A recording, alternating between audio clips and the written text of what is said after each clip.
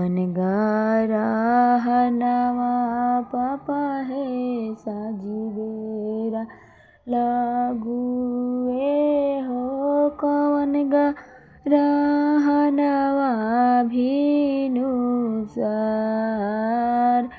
कवन गरहनवा पापा हे रउआ सिरे लगुए हे कब भौए उगरी न तोहार कवन थरियावा पापा हे झुनु झुनु बजु ए हो कवन थरियावा झझकाल कसहा थरियावा बेटी हो रुनु झुनु बजु ए हो फुलहा